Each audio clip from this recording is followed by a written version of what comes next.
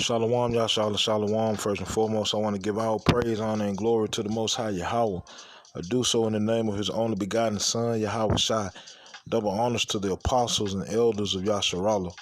Call Haloyim Yahweh by Hashem Yahweh Shai by Hashem Harakah Kodash. Blessing our elders with the spirit of truth so that we may know. Shout out to the Akim and the Akwaf that's keeping the faith and the works. Y'all keep at it. It's your brother Abaya coming at you with more precepts. This is the book of Ephesians, chapter 6 and verse 13. It says, "Wherefore take unto you the whole armor of power, that ye may be able to withstand in the evil day." Right? "And having done all to stand, stand therefore, having your loins girded about with truth, and having on the breastplate of righteousness, and your feet shod with the preparation of the gospel of peace. Above all, taking the shield of faith, wherewith ye shall be able to quench all the fiery darts of the wicked, and take the helmet of salvation and the sword of the Spirit, which is the word of power." All right. Title of today's video is going to be, hey man, wield this sword or get cut to death by the sword. Either way it goes, you will be involved with that sword. Right? It behooves you to use that sword for defense and not have it used against you as a weapon. Because at the end of the day, we all got to pay for our walk on this earth. Whether you've been walking righteously or whether you've been walking unrighteously, we all got to pay a debt. All right. And the Most High gave us a tool. He gave us tools, rather, to use.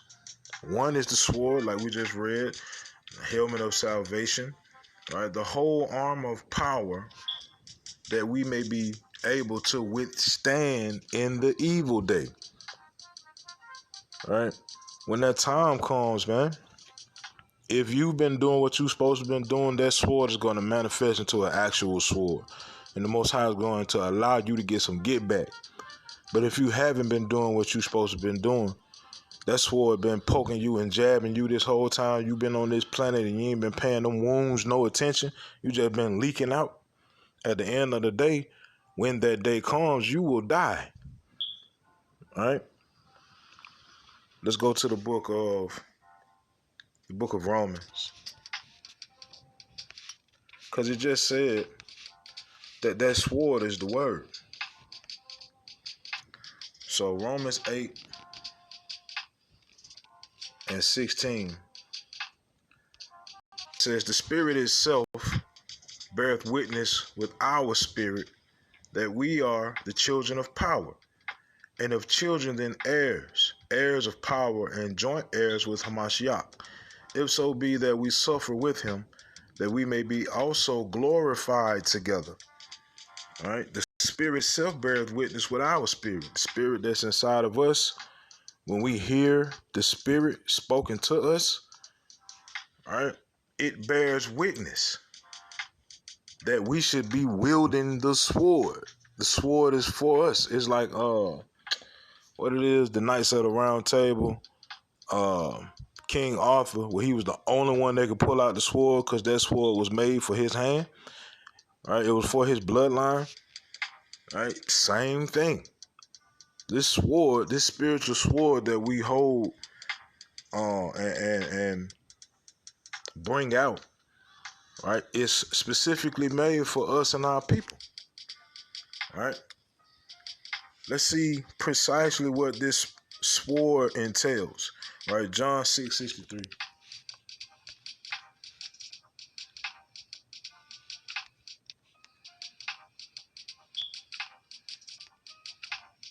Let's see.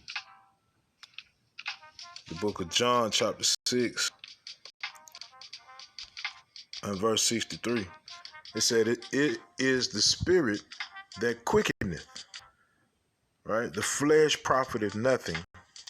The words that I speak unto you, they are spirit and they are life. These words that we read and that we hold near and dear to our hearts, because we constantly do what it says to do. Of course, your heart is your mind. So as your mind thinketh, so are you. So this sword is meant to be handled by the Most High's people, right? According to Joel 2:27, Psalms 147, so forth and so on. Sword is for Yasharallah, right? But one of these days, you and Yasharallah won't be enough. In fact, we in those times right now. You being Israel is not enough to be shielded from the evil day. You being Yasharallah is not enough to get you past the obstacles to come, and they coming, right? So you either handling that sword or that sword handling you, because the prophecies in the book ain't gonna stop just because you don't believe. They still pumping, right? Now let's go to the book of Sirach, which is in the Apocrypha, which is Ecclesiasticus, right? Chapter 21 and verse 3. It says, all iniquity is as a two-edged sword, the wounds whereof cannot be healed. Right? So if you wielding the sword, that means you're reading what you're supposed to be doing. You're doing what you're reading. If this iniquity is jabbing you up, right? You leaking out everywhere, you don't even know it. At the end of the day, you will die from your wounds. And it'll be by a final death blow with the sword, with the prophecies that's written in the book. Right? Because this whole time you are supposed to be the one to stand and fight for Yahweh by Hashem Yahweh Shai. Right? He asked the question, who will rise up for me? And we answered that challenge. We answered that question, right? With our service, not with that word, not with our words, but with our service. Right? With our obedience. Right? And it all started with a simple reproof. We had to first understand that this weapon was ours, because at once upon a time we believed that the sword belonged to the so-called white man. Once upon a time we believed that this spiritual sword belonged to Esau, Edom, our oppressor. But come to find out, it was ours the whole time. We just never really grabbed the sword and practiced with it. Right? We didn't pay attention to how sharp our swords were. Right? We walking around with dull, rusty swords, man, never been picked up, right? Sitting on top of the TV, collecting dust on one page for however many years. But the Most High put that spirit inside of us to pick that sword up, pay attention to it, take care of it. And now we're wielding that sword. All right? But to the 2/3, that sword cutting them up.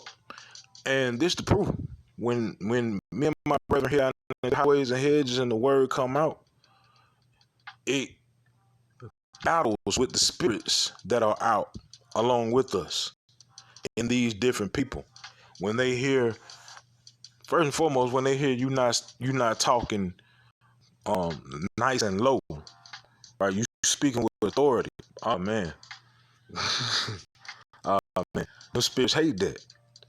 When you bring out the truth of the word and the truth of this world, the spirits hate that. Right? That's that sword chopping them up.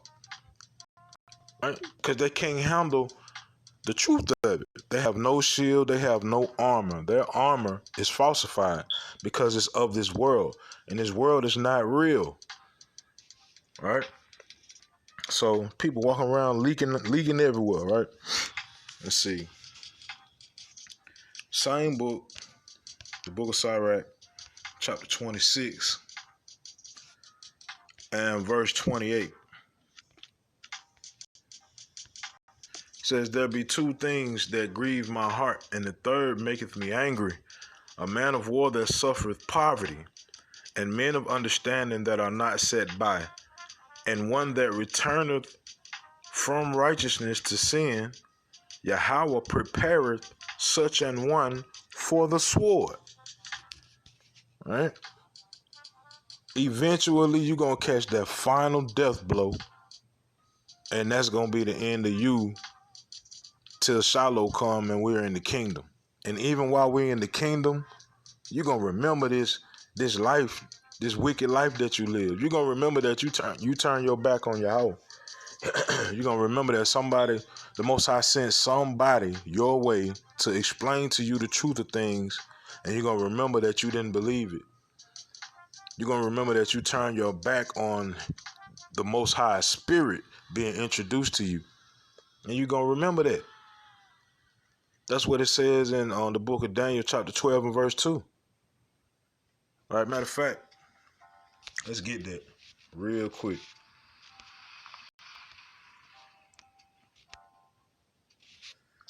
This is the book of Daniel, chapter 12 and verse 2. And matter of fact, let me start from the top. The book of Daniel, chapter 12, verse 1 says, And at that time shall Michael stand up, the great prince, which standeth for the children of thy people. And there shall be a time of trouble such as never was since there was a nation, even to that same time. And at that time thy people shall be delivered. It's a lot. And at that time thy people shall be delivered, every one that shall be found written in the book.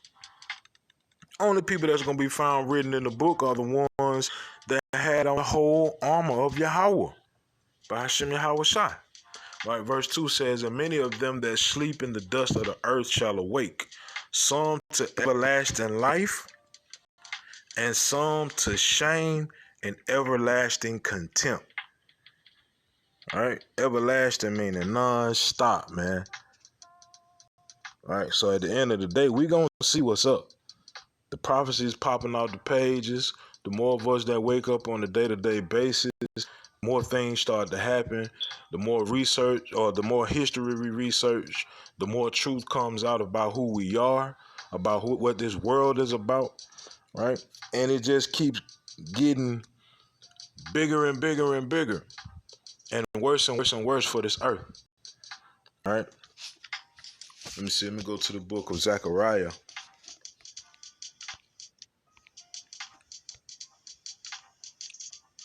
Salah.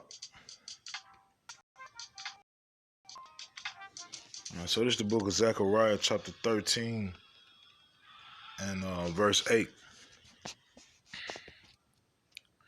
says, And it shall come to pass that in all the land, saith Yahweh, 2 parts therein shall be cut off and die, but the third shall be left therein. And I will bring the third part through the fire, and will refine them as silver is refined, and will try them as gold is tried. They shall call on my name, and I will hear them. I will say, It is my people, and they shall say, Yahweh is my power. Right?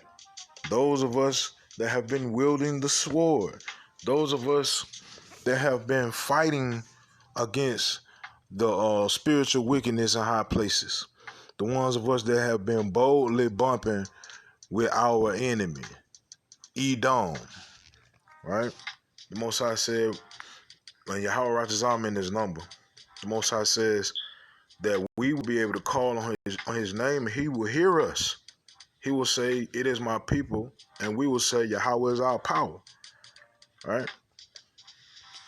But at the end of the day, and man, you got to pick that sword up and swing now before it's too late. Because when it's too late, it's too late, right? When the prophecies pop off, they popped off, right? It ain't no switching up in the midst of. It gets to a point to where certain prophecies are over with, and we enter into the new, right? But meantime, between time, we have to have this understanding. This is the book of 1 Corinthians, chapter 15, and verse 58. Therefore, my beloved brethren, be ye steadfast, unmovable, always abounding in the work of Yahweh, for as much as ye know that your labor is not in vain in Yahweh. We will get paid, right? Whether you on your righteous walk or on your unrighteous walk, you will get paid for what you've laid on this earth. Right? Whatever you sow, you have to reap. Right? And at the end of the day, you can say, well, I serve God how I serve God, and he loved me because he did this, that, and the third. But if you ain't going by thus said the Most High according to his word, that's just you speaking on vain opinion. And the Most High could care less about it. Right? Let's go to the book of Matthew, chapter 6, verse 24. Matthew chapter 6. Let's see. And verse 24, and I'm going to end it with this. Says, no man can serve two masters, for either he will hate the one and love the other, or else he will hold to the one and despise the other. Ye cannot serve God and mammon. Right? Point blank, period. You can't dibble and dabble in the world, then come back talking about you following thus said the Most High. You're either following thus said the Most High, meaning you picking up the book, you're reading what you're supposed to be doing and what you're not supposed to be doing. You're reading who the word is for and who it's not for. You're standing by that. You can care less about anybody's feelings as it pertains to the word. Right? You're serving the Most High then. Otherwise, you serving mammon. If you talking about where my pastor said, or you talking about where my grandma said, or you talking about where I feel, or you talking about where Egypt, and you speaking about the higher universe, you know what I mean, or Asiatic, whatever it is you talking about, you serving mammon. And at the end of the day, the Most High say, hey, you're gonna get paid for it. Don't worry about it. Right? It's just your payment gonna be through death by pain, according to the book of 2nd Ezra chapter 9. All right, so I'm gonna end it with that, man. Keep the faith in the works. Most High willing, these precepts in this video were edifying. Call Haloyim Yahweh, Bahashem Yahweh Shai, Bahashem Harakah Kwadash. Shalom, Yashala.